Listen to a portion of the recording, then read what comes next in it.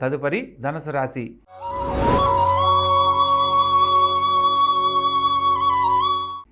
ఈ యొక్క ధనుసు రాశి జాతకులకు లగ్న చతుర్థాధిపతి అయిన గురువు పంచమంలో సంచరించడం కారణంగా తల్లిదండ్రులకు పిల్లల ద్వారా మంచి పేరు ప్రతిష్టలు పొందుతారు.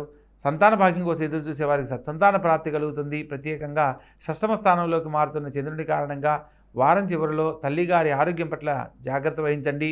ప్రారంభ కాలంలో ద్వితీయ స్థానంలో రవి బుధులు మరియు శుక్రుడు కుజుడు సంచరిస్తున్న కారణంగా బుధాదిత్య యోగంతో పాటు శుక్రమంగళ యోగ ఫలితాన్ని పొందుతారు.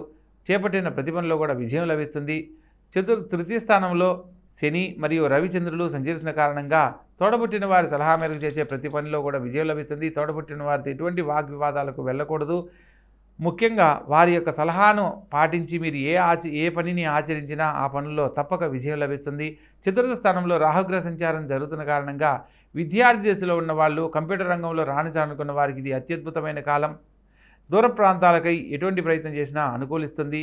అదేవిధంగా రాజ్యస్థానంలో కేతుగ్రహ సంచారం జరుగుతున్న కారణంగా ముఖ్యమైన విషయాలలో ఇబ్బందుల నుంచి బయటపడతారు. ప్రత్యేకంగా కోర్టు ద్వారా పరిష్కారం కాని సమస్యలు పరిష్కరించబడతాయి. ఖచ్చితంగా మాట్లాడి మీ యొక్క వ్యవహార ధోరణిని కొంచెం మార్చుకోవడం ఉత్తమమైన లక్షణంగా తెలియజేయడం జరుగుతుంది.